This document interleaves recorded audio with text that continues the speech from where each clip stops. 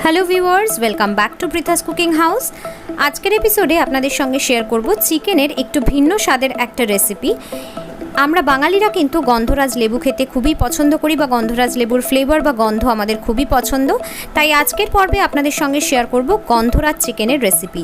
এই রেসিপিটা আমি প্রথম খেয়েছিলাম আমার বন্ধু তানিশার বাড়িতে, মানে কাকিমা, তানিশার মা এই রেসিপিটা ফার্স্ট আমাকে খাইয়েছিলেন এবং আমার অসাধারণ লেগেছিল, কারণ আমি গন্ধরাজ লেবুর ফ্লেভার খুব পছন্দ করি। তারপর কাকিমার থেকে রেসিপি নিয়ে অনেক দিন ধরেই ভাবছিলাম রেসিপিটা আপনাদের সঙ্গে শেয়ার করব। তো ফাইনালি আজকে আমি কাকিমার রেসিপিতে এই রেসিপিটা তৈরি করছি, থ্যাঙ্কস টু কাকিমা। চলুন তাহলে ঝটপট দেখে নেওয়া যাক এই গন্ধরাজ চিকেন আমি অতি সহজেই কী করে তৈরি করব। গন্ধরাজ চিকেন তৈরি করার জন্য আমি এখানে নিয়েছি কারি কাট করা চিকেন পিসেস, মোটামুটি 750 গ্রাম মতো। চিকেনটাকে খুব ভালো করে ধুয়ে পরিষ্কার করে নিয়েছি এবং তারপরে চিকেনের মধ্যে আমি অ্যাড করলাম মোটামুটি 4 টেবিল স্পুন পরিমাণ টক দই। টক দই দিয়ে খুব ভালো করে চিকেনটাকে একটু মেখে নিতে হবে। তারপরে আমরা এর মধ্যে অ্যাড করব গন্ধরাজ লেবুর জেস্ট। যেহেতু গন্ধরাজ চিকেন হচ্ছে, তাই গন্ধরাজ লেবুর জেস্ট যদি ম্যারিনেশনের সময় একটু দেওয়া হয় তাহলে ফ্লেভারটা চিকেনের মধ্যে খুব ভালোভাবে ঢুকে যায়। তো আমি এখানে একটা গ্রেটার বা স্লাইসারের সাহায্যে গন্ধরাজ লেবুর যে পেছনের দিকের খোসার অংশটা হয় সেটাকে একটু গ্রেট করে নিয়ে এই লেবুর জেস্টটা চিকেনের মধ্যে অ্যাড করে দিলাম এবং দইয়ের সঙ্গে চিকেনের সঙ্গে এই জেস্টটাকে ভালো করে ম্যারিনেট করে নেব বা মেখে নেব এবং আধা ঘন্টা থেকে 40 মিনিটের জন্য চিকেনটা ম্যারিনেশনে রাখবো মিনিমাম। আপনারা এর থেকে বেশি সময় ধরেও চিকেন ম্যারিনেশনে রাখতে পারেন। যত বেশিক্ষণ চিকেনটা ম্যারিনেশনে থাকবে চিকেন তত তাড়াতাড়ি সফট হবে। এবারে চলুন আমরা একটা ভিন্ন মশলা বানিয়ে নিই। তার জন্য আমি এখানে একটা মিক্সিং গ্রাইন্ডিং জার নিয়ে নিয়েছি। তার মধ্যে অ্যাড করছি মোটামুটি 15 থেকে 18 কোয়া মতো রসুন। এরপর এর মধ্যে দিচ্ছি 2টো কাঁচা লঙ্কা, ঝালটা অবশ্যই আপনারা আপনাদের স্বাদ অনুযায়ী দেবেন, এবং তারপর অ্যাড করছি 2 ইঞ্চি আদার টুকরো। এই সমস্ত কিছুকে মিক্সিতে খুব ভালো করে একটা মশলার পেস্ট আমাদের বানিয়ে নিতে হবে। এবার কড়াই নিয়ে নিয়েছি, কড়াইয়ের মধ্যে অ্যাড করছি সর্ষের তেল, মোটামুটি 3 টেবিল স্পুন পরিমাণ। তেলটা যখন ভালোভাবে গরম হয়ে যাবে তখন আমরা টুকরো করে কেটে রাখা আলু তেলের মধ্যে দিয়ে আলুটাকে ভেজে নেব। গন্ধরাজ চিকেন আলু ছাড়াও হয়, তবে আমরা বাঙালিরা কিন্তু চিকেন কারিতে আলু খেতে খুবই পছন্দ করি, তাই আলু আপনারা দিতেই পারেন। আবার কেউ আলু খেতে অপছন্দ করলে এটা স্কিপও করতে পারেন। আলুটা তেলের মধ্যে দেওয়ার পরে স্বাদ অনুসারে একটু লবণ এবং 1/4 টিস্পুন পরিমাণে একটু হলুদ দিয়ে ভালো করে নেড়ে চেড়ে 3-4 মিনিট ধরে আলুটাকে ভালো করে আমাদের একটু ভেজে নিতে হবে। 4 মিনিট পর দেখুন আলুটা বেশ সুন্দর ভাজা হয়ে গেছে, একটা সুন্দর কালার চেঞ্জ হয়ে গেছে। এবার তেল ঝরিয়ে আলুর টুকরোগুলোকে আমরা একটা অন্য পাত্রে তুলে নেব। এবারে কড়াইয়ের মধ্যে ওই সেম আলু ভাজার তেলের মধ্যেই আমরা গোটা গরম মশলা ফোড়নে দেব। তার জন্য আমি অ্যাড করলাম একটা তেজপাতা, একটা শুকনো লঙ্কা, 8-10টা গোটা গোলমরিচ, 2 টুকরো দারচিনি, 6-7টা ছোটো এলাচ মাঝখান থেকে ফাটিয়ে নিয়ে, এবং 4-5টা লবঙ্গ। ফোড়নে এই সমস্ত কিছু 10-15 সেকেন্ড ধরে যখন ভালো করে ভাজা হয়ে যাবে, একটা সুন্দর যখন গন্ধ বেরোবে, তখন আমরা তেলের মধ্যে অ্যাড করব স্লাইস করে কেটে রাখা পেঁয়াজ। আমি এখানে 2টো মিডিয়াম সাইজের পেঁয়াজ কুচি নিয়েছি এবং পেঁয়াজ কুচিটাকে আমাদের 3 থেকে 4 মিনিট ধরে ভালো করে ভেজে নিতে হবে। 4 মিনিট পর দেখুন পেঁয়াজটা ভালো মতো ভাজা হয়ে গেছে, কালার চেঞ্জ হয়ে গেছে। এবার আমরা কড়াইয়ের মধ্যে অ্যাড করব একটা মিডিয়াম সাইজের পেঁয়াজ বাটা। চিকেনের যে কোনো প্রিপারেশনে আমি পেঁয়াজ বাটা এবং পেঁয়াজ কুচি দুটোই দিতে পছন্দ করি, তাহলে স্বাদটা খুব ভালো হয়। পেঁয়াজ বাটাটা দেওয়ার পর 3 থেকে 4 মিনিট ভালো করে কষিয়ে নিয়েছি। এবারে আমরা কড়াইয়ের মধ্যে অ্যাড করব কাঁচা লঙ্কা এবং আদা রসুনের যে পেস্টটা আমরা মিক্সিতে তৈরি করে রেখেছিলাম সেই পেস্টটা। এটা অ্যাড করে খুব ভালো করে নেড়েচেড়ে 3 থেকে 4 মিনিটের জন্য আমাদের একটু কষিয়ে নিতে হবে। 4 মিনিট পর ফিরে এলাম, দেখুন মশলাটা ভালো মতো কষে গেছে, সাইড থেকে তেল সেপারেট হতে আরম্ভ করে দিয়েছে।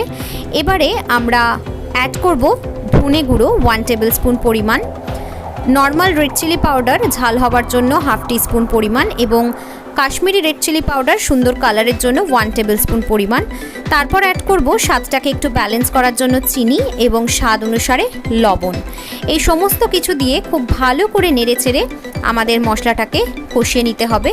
যদি মনে হয় মশলাটা পুড়ে যেতে পারে বা তলা থেকে লেগে ধরতে পারে, তাহলে সামান্য পরিমাণ 1 টেবিল স্পুন বা 2 টেবিল স্পুন পরিমাণ জল দিয়ে কিন্তু নেড়েচেড়ে মশলাটাকে কষিয়ে নিতে পারেন। 4-5 মিনিট ধরে মশলাটা অল্প অল্প করে জল দিয়ে কষিয়ে নিয়েছি। দেখুন এবার মশলাটা খুব ভালো মতো কষে গেছে এবং সাইড থেকে তেল সেপারেট হতে আরম্ভ করে দিয়েছে। এই অবস্থায় আগে থেকে দই এবং গন্ধরাজ লেবুর জেস্ট দিয়ে ম্যারিনেট করে রাখা চিকেনটা আমরা কড়াইয়ের মধ্যে অ্যাড করে দেব এবং খুব ভালো করে নেড়েচেড়ে মশলার সঙ্গে চিকেনটাকে মিশিয়ে দিতে হবে এবং চিকেন সমেত মশলাটাকে 5 থেকে 6 মিনিট ধরে মিডিয়াম টু হাই ফ্লেমে একটু ভালো করে ভেজে নিতে হবে বা কষিয়ে নিতে হবে। কড়াইটাতে একটা ঢাকনা চাপা দিয়ে দিয়েছিলাম। 5-6 মিনিট পরে ফিরে এলাম, ঢাকনাটা সরিয়ে নিয়ে দেখতে পাচ্ছি যে চিকেনটা কিন্তু বেশ ভালো মতোই কষানো হচ্ছে। এই গ্রেভিটা থেকে তেল সেপারেট হতেও আরম্ভ করে দিয়েছে। এই অবস্থায় চিকেনটাকে একটু ভালো করে নেড়েচেড়ে দিতে হবে এবং আগে থেকে যে ভেজে রাখা আলুগুলো ছিল সেই আলুগুলো এই অবস্থায় আমরা এই চিকেনের মধ্যে দিয়ে দেব এবং খুব ভালো করে নেড়েচেড়ে এই চিকেনের মশলার সঙ্গে আলুগুলোকে মিশিয়ে দিয়ে আরও 4 থেকে 5 মিনিট ধরে আমাদের এই চিকেনটাকে কিন্তু কষিয়ে নিতে হবে। আরও 5 মিনিট চিকেনটা ভালো করে কষিয়ে নেওয়ার পরে ঢাকনাটা আবারও তুলে নিচ্ছি। দেখতে পাচ্ছি যে চিকেন কিন্তু এখন খুব ভালো মতো কষে গেছে। দেখুন সাইড থেকে খুব সুন্দর তেল সেপারেট হয়েছে এবং একটা ভীষণ সুন্দর কালার এসে গেছে। আপনারা যদি চিকেনটা এরকম কষা কষাই খেতে পছন্দ করেন তাহলে আর এক্সট্রা জল অ্যাড না করলেও হয়, তবে আমি যেহেতু ভাত দিয়ে খাবার জন্য চিকেনটা করছি, মানে ভাত দিয়ে সার্ভ করব, তাই আমি একটু হালকা ঝোলঝোলি চিকেনটা বানাচ্ছি। তাই আমি এখানে অ্যাড করলাম মোটামুটি 1 কাপ পরিমাণ গরম জল বা লিউকওয়ার্ম ওয়াটার। রান্নাতে একটু হালকা গরম জল দিলে রান্নার টেস্ট বেশি ভালো হয়, এটা আগেও আপনাদের সঙ্গে শেয়ার করেছি। তো জলটা অ্যাড করে খুব ভালো করে নেড়েচেড়ে একটু মিক্স করে দিতে হবে এবং আবারও ঢাকনা চাপা দিয়ে ঝোলটা ফুটে ওঠা পর্যন্ত আমাদের অপেক্ষা করতে হবে। আরও 5 থেকে 6 মিনিট খুব ভালো করে চিকেনটা ফুটিয়ে নেওয়া হয়েছে। এই অবস্থায় দেখে মনে হচ্ছে চিকেনটা প্রপারলি সেদ্ধ হয়েছে বা প্রপারলি কুকড হয়েছে। চিকেনটা নরম হয়ে গেছে কারণ হাড় থেকে চিকেনগুলো মাংসটা আলগা হয়ে যাচ্ছে, দেখতেই পাচ্ছেন। আলুটাও আমরা একটু চেক করে নেব যে প্রপারলি কুকড হয়েছে কিনা বা প্রপারলি সেদ্ধ হয়েছে কিনা। আমাদের গন্ধরাজ চিকেন কিন্তু অলমোস্ট রেডি।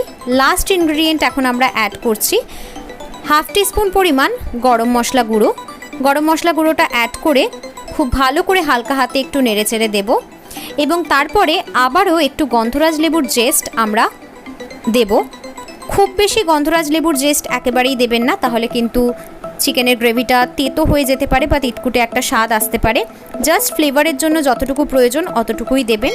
তো আমি এখানে আরও খানিকটা পরিমাণ গন্ধরাজ লেবুর জেস্ট একটু গ্রেটার বা স্লাইসারের সাহায্যে গ্রেট করে দিলাম এবং আবারও হালকা হাতে একটু নেড়েচেড়ে দেবো যাতে গন্ধরাজ লেবুর ফ্লেভারটা পুরো গ্রেভিটার মধ্যে ভালোভাবে ছড়িয়ে যায় তার জন্য।